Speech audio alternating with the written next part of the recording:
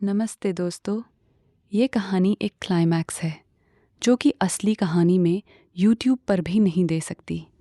पूरी असली कहानी सुनने के लिए कमेंट में टेलीग्राम का लिंक देखें। अब मैं अपनी पूरी कहानी सुनाने जा रही हूँ। पहले अपनी जवानी के दिन याद कर लूँ। मैं मूल रूप से एक छोटे से गांव की लड़की थी, जहाँ सुबह गाय भैंस का दूध निकालना, चूल्हे पर रोटी सेंकना और खेतों में पानी भरना रोज़ का काम था। मेरी उम्र 19 साल की थी जब शादी तय हुई, लेकिन उससे पहले एक लड़का आया मेरी ज़िंदगी में, मोहन। वो हमारे गांव के पास वाले गांव का था और कभी कभी हमारे खेतों के किनारे से गुजरता था। पहली बार वो मुझे दिखा तो मैं चावल के खेत में घुटनों तक पानी में खड़ी थी। मेरी साड़ी का पल्लू थोड़ा गीला होकर चिपक गया था।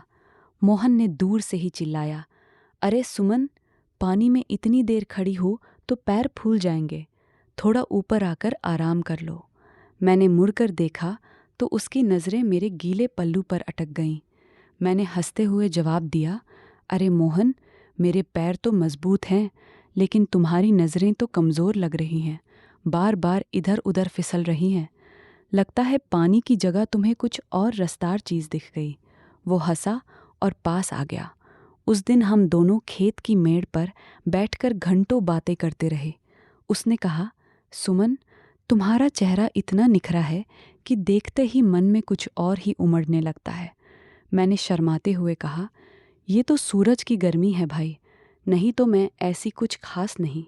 लेकिन तुम्हारी बातें सुनकर तो लगता है जैसे मन में भी कोई गर्मी उमड़ रही हो। लेकिन अंदर से हंसी आ रही थी।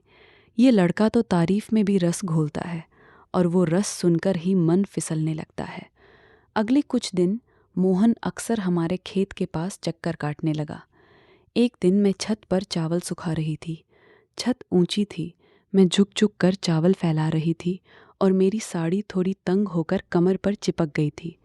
मोहन नीचे से बोला, सुमन, ऊपर से तुम्हें देखकर लगता है जैसे कोई रसीला फल पेड़ पर लटक रहा हो, नीचे गिरने को तैयार। मैंने हंसकर कहा, अरे गिरूंगी तो तुम्हारे सिर पर ही गिरूंगी, संभाल लेना, वरना रस रस हो जाएगा। तुम नीचे खड़े होकर ऊपर देख रहे हो, लगता है फल तोड़ने का मन कर रहा है। वो हंसा और सीढ़ी चढ़ाया। हम दोनों छत पर बैठकर चावल बीनने लगे। उसके हाथ मेरे हाथ से बार बार टकराते और वो बोला, तुम्हारे हाथ इतने नरम हैं कि चावल बीनते वक्त भी मन करता है इन्हें पकड़ कर रख लूं। मैंने शर्माकर हाथ खींच लिया और कहा, मोहन, चावल बीनो ना, हाथों की बात मत करो, वरना सारा चावल बिखर जाएगा और घर में झगड़ा हो जाएगा। लेकिन तुम्हारे हाथ भी तो मजबूत लग रहे हैं, एक बार पकड़ लो तो छूटने का नाम ही न ले। लेकिन उसकी बातों में इतना मज़ा था कि मन हंस हंस कर थोड़ा अजीब हो जाता था। शाम ढलने लगी तो वो गया और मैं सोचने लगी, ये लड़का तो अच्छा है, लेकिन शादी तो राकेश जी से तय है। फिर भी मन में हल्का सा रस उमड़ आया, जैसे कोई छिपा हुआ मीठा रस है जो छूने पर ही निकल आए। फिर एक दिन मोहन ने बताया कि वो कुछ दिन गांव में रुकने वाला है। हम दोनों शाम को गांव के पुराने मंदिर के पीछे वाले बरगद के पेड़ के नीचे मिलने लगे। वो जगह थोड़ी सुनसान थी, जड़ें ज़मीन पर फैली हुई जैसे कोई नरम गद्दा। एक शाम हम वहाँ बैठे थे। मोहन पास सरक आया और बोला, सुमन, तुम्हारे साथ बैठकर समय कैसे कट जाता है पता ही नहीं चलता। तुम्हारा साथ मिले तो मन में एक तरह का रस भर जाता है। मैंने हंसते हुए कहा, रस की बात मत करो मोहन, घर में माँ चटनी बनाती है, वो रस तो खाने में अच्छा लगता है, लेकिन तुम्हारा वाला रस तो सुनकर ही मन फिसलने लगता है। लगता है तुम्हें चटनी का स्वाद बहुत पसंद है। वो और पास आ गया, नहीं, तुम्हारा अपना रस अलग है जो छूने पर भी महसूस होता है। मैंने हंसकर थोड़ा हटते हुए कहा, अरे छूने की बात मत करो, पेड़ की जड़ पकड़ लो, वो मजबूत है। मेरी जड़ तो घर की है, लेकिन तुम्हारी उंगलियां तो इतनी नाजुक हैं कि जड़ पकड़ते पकड़ते भी फिसल जाएं। लेकिन उसकी आंखों में वो चमक थी जो अंदर तक गुदगुदी कर जाती थी। हम घंटों बातें करते रहे। वो अपनी पढ़ाई की कहानियाँ सुनाता, मैं घर खेत की। रात होने लगी तो मैं उठी और घर चली गई। मन में हंसी भी थी और डर भी, कहीं ये रस आगे न बह जाए और घर का चूल्हा ठंडा पड़ जाए। एक और दिन हम दोनों गांव के बाहर पुराने कुएं के पास गए। कुएं में पानी कम था। मैं बाल्टी भरने लगी तो रस्सी फिसल गई। मोहन ने पीछे से मेरी कमर पकड़कर सहारा दिया। उसके हाथ मेरी पतली कमर पर थे और वो बोला, सुमन, तुम्हारी कमर इतनी पतली और नरम है कि पकड़ते ही लगता है जैसे कोई रसदार रस्सी हाथ में आ गई हो। पकड़ने में तो मज़ा आ रहा है। मैंने हंसकर कहा, अरे रस्सी तो ऊपर है मोहन, नीचे हाथ मत लगाओ वरना मैं पानी में गिरकर पूरी गीली हो जाऊंगी।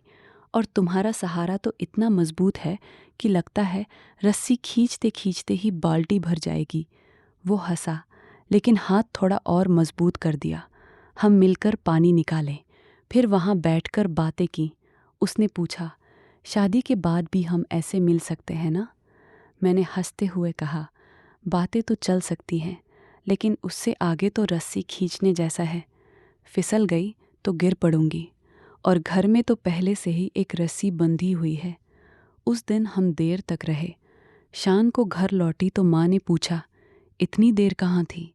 मैंने कहा, कुएं पर पानी भरने गई थी माँ। रस्सी फिसल गई थी, लेकिन मोहन भैया ने सहारा दे दिया, वरना पूरा रस बह जाता। धीरे धीरे मोहन के साथ मुलाकातें बढ़ी। एक दिन हम खेत में मूंग की हरी हरी फलियां तोड़ रहे थे। फलियां छूते ही रस निकलता था, हाथों पर चिपक जाता था। मोहन ने कहा, सुमन, ये फलियां तुम्हारे हाथों में लगकर और भी मीठी और रसीली हो गई हैं। लगता है तुम्हारे हाथों का जादू है।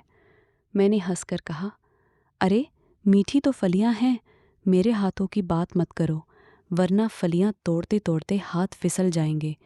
और तुम्हारी उंगलियां भी तो इतनी तेज़ हैं कि फली तोड़ते वक्त रस ही रस निकल रहा है। वो मेरे बिल्कुल पास खड़ा था। उसकी सांसें मेरे गालों पर गर्म गर्म पड़ रही थीं। मैंने कंधा हिलाकर हंसते हुए कहा, थोड़ा दूर खड़े हो जाओ मोहन, फलियां तोड़ने में दिक्कत हो रही है, रस निकल रहा है। लगता है खेत में आज हवा भी रसीली हो गई है। वो हंसा और थोड़ा हटा। पूरे दिन हम फलियां तोड़ते रहे, लेकिन मैंने खुद को हमेशा संभाल लिया। शाम को घर लौटते वक्त वो बोला, सुमन, आज के बाद तो मन में फलियां ही फलियां घूम रही हैं। मैंने हंसकर जवाब दिया, तो घर जाकर माँ से चटनी बनवा लो, रस तो उसी में निकलता है। शादी का समय आ गया। मोहन जानता था। एक दिन वो बोला, शादी के बाद भी हमारी ये मीठी मीठी बातें चलती रहेंगी ना? मैंने कहा, बातें तो चल सकती हैं, लेकिन उससे आगे तो मैं रस्सी खींचने वाली नहीं हूँ। घर की रस्सी पहले से मजबूत है। शादी हो गई, मैं ससुराल आ गई। अब भाभी बन चुकी राकेश जी, देवर, सास ससुर सबके बीच। ससुराल में पहला दिन ही मज़ेदार था। सास ने कहा, बेटी, घर संभालना, रस रोटी सब ठीक रखना। मैंने मन में सोचा, हाँ माँ, रस तो मैं संभाल लूँगी, बहने नहीं दूंगी। राकेश जी स्कूल से लौटते तो मैं उनकी चाय बनाकर रखती। एक शाम देवर ने मुझसे कहा, भाभी, तुम्हारी चाय में तो रस ही रस है, पीते ही मन तरोताजा हो जाता है। मैंने हंसकर जवाब दिया, अरे देवर, चाय तो सादी है, रस तो तुम्हारी तारीफ में है, लेकिन ज़्यादा रस मत खोलो वरना चाय ठंडी हो जाएगी। समय बीतता गया, घर संभाला, बच्चे पाले, खेतों का काम किया। मोहन की याद अब सिर्फ मीठी हंसी वाली याद रह गई। रात को पति के साथ लेटकर सोचती, अगर उस समय एक कदम आगे बढ़ा दिया होता तो रस तो बहुत बहता, लेकिन घर का रस सूख जाता। लेकिन मैंने संयम रखा और अब वो संयम ही मेरी सबसे बड़ी ताकत बन गया। अब असली मज़ेदार मोड़, जो सुनकर आप हंसते हंसते लोट-पोट हो जाएंगे। एक दिन पता चला कि मोहन की शादी हो गई है, लेकिन सबसे बड़ा राज ये था, मोहन असल में राकेश जी का बचपन का दोस्त था। राकेश जी ने उसे जानबूझकर भेजा था ताकि मेरी परीक्षा ली जाए कि मैं कितनी सच्ची हूँ। मोहन ने सब कुछ बताया कि मैंने कभी रस बहने नहीं दिया, न फिसला न गिरा। जब ये राज खुला तो मैं हंसी और रोई दोनों। पति से बोली, तुमने मुझे इतना बड़ा इम्तहान ले लिया। रस तो बहुत उमड़ा, लेकिन मैंने बाल्टी संभाल ली। लगता है तुम टीचर होकर भी स्टूडेंट की परीक्षा लेने लगे। राकेश जी ने गले लगाया और कहा, सुमन, तुम रसीली तो हो, लेकिन तुम्हारा दिल साफ और मजबूत है, जैसे वो बरगद की जड़।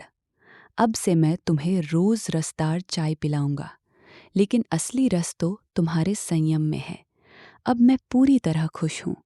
कहानी का अंत ये है कि जिंदगी में थोड़ा थोड़ा रस तो आता है, लेकिन असली मिठास विश्वास और हंसी में है।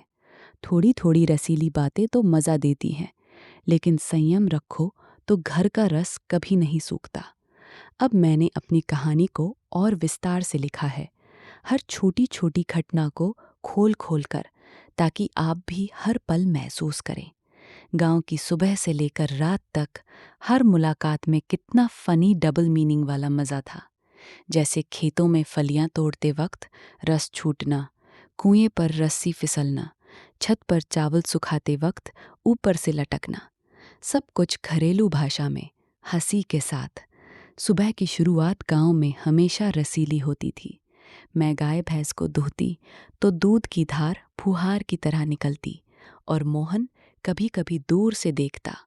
एक दिन वो बोला, सुमन, तुम दूध दोहती हो तो लगता है जैसे कोई रसीला स्रोत बह रहा हो। मैंने हंसकर कहा, अरे दूध तो गाय का है, लेकिन तुम्हारी नज़र तो दूध से भी ज़्यादा रसीली लग रही है। संभालो, वरना बाल्टी भर जाएगी। फिर खेतों में काम, चावल रोपते वक्त पानी में खड़े होकर पल्लू गीला। मोहन हर बार कोई न कोई फनी टिप्पणी मार देता। तुम्हें देखकर लगता है जैसे खेत में कोई नरम गड्ढा बन गया हो जिसमें रस भर जाए। मैं जवाब देती, तो तुम मत गिरना उस गड्ढे में, वरना रस में डूब जाओगे। मंदिर के बरगद के नीचे की मुलाकातें तो सबसे मज़ेदार थी। एक शाम तो बारिश आ गई, हम दोनों पेड़ के नीचे भीग गए। मोहन ने कहा, सुमन, बारिश में तुम और भी रसीली लग रही हो। मैंने हंसकर कहा, अरे बारिश तो ऊपर से आ रही है, लेकिन तुम्हारी बातें तो अंदर तक भिगो रही हैं। पेड़ की जड़ पकड़ लो, वरना फिसलकर गिर पड़ोगे। हम हंसते हंसते भीगते रहे, लेकिन मैंने हमेशा एक कदम दूर रखा। कुएं वाली घटना तो यादगार थी। रस्सी फिसलने के बाद मोहन ने कमर पकड़ी तो मैंने कहा, अरे मोहन, तुम्हारा हाथ तो इतना गर्म है कि लगता है रस्सी नहीं, कोई गर्म दूध की धार पकड़ ली हो। वो बोला, और तुम्हारी कमर तो ऐसी है कि पकड़ते ही मन करता है और मजबूती से खींच लूं। मैंने जवाब दिया, खींचो मत, वरना बाल्टी की जगह मैं ही ऊपर चढ़ाऊंगी। घर में तो पहले से एक मजबूत रस्सी बंधी है।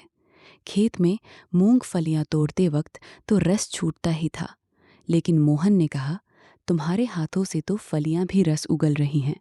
मैंने हंसकर कहा, तो तुम भी तोड़ो, लेकिन अपनी उंगलियां संभालो, वरना रस तुम्हारे हाथों पर चिपक जाएगा और घर जाकर साफ करने में दिक्कत होगी। शादी के बाद ससुराल में भी रसदार गप्पे चलती रहीं। देवर के साथ गेहूं सुखाते वक्त वो बोला, भाभी, ऊपर से तुम लटकती हुई लगती हो। मैंने कहा, अरे देवर, लटकना तो फलों का काम है, मैं तो घर की जड़ हूँ। लेकिन तुम्हारी तारीफ सुनकर तो लगता है रस उमड़ रहा है। राकेश जी के साथ रात की बातें भी फनी थीं। वो कहते, सुमन, तुम्हारा साथ तो रस भरा है। मैं हंसती, तो रस संभाल कर रखो, बहने न दो। अंत में जब राज खुला तो पूरा घर हंसी से गूंज उठा। राकेश जी बोले, तुम पास हो गई परीक्षा में। मैंने कहा, परीक्षा तो तुमने ली, लेकिन रस तो मैंने रोका। अब से रोज रसीली चाय पीते हैं, लेकिन असली रस विश्वास में है। दोस्तों, ये थी मेरी पूरी विस्तार वाली कहानी। दोस्तों, ये तो थी मेरी कहानी का क्लाइमैक्स हिस्सा, जो हंसी, रस और संयम से भरा हुआ है।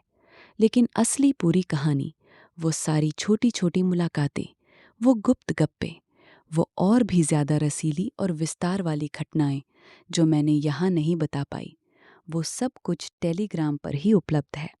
वहाँ जाकर आप पूरी असली कहानी पढ़ सकते हैं या सुन सकते हैं बिना किसी कटौती के। कमेंट में टेलीग्राम का लिंक देख लो और अभी ज्वाइन कर लो ताकि सच्ची मिठास और मज़ा मिल सके। अब आप बताओ, कैसी लगी मेरी कहानी? घर की बातें, दिल की बातें, बस इतना ही। अगर आप लोगों को भी ऐसी ही भाभी वाली कहानियाँ लिखकर या भेजकर यूट्यूब से अच्छे पैसे कमाने हैं तो हमारा स्पेशल कोर्स खरीद लो। कोर्स में पूरी डिटेल है, कैसे कहानी लिखनी है, बिना गलत सीन के कहानी कैसे बनानी है और यूट्यूब पर वायरल कैसे करना है। डिस्क्रिप्शन में सारी जानकारी दी गई है। कोर्स लेना है तो बस कमेंट में कोर्स लिख दो। व्हाट्सएप नंबर भी डिस्क्रिप्शन में है, वहाँ मैसेज कर दो। अगर ये कहानी अच्छी लगी है तो लाइक कर दो, सब्सक्राइब कर लो और कमेंट में ज़रूर बताना कि कैसी लगी। आप सभी को मेरी तरफ से ढेर सारा प्यार। Love you all. घर की रक्षा, प्यार की गर्मी और कहानी की रसीलापन, सब कुछ यही है। मिलते हैं अगली कहानी में।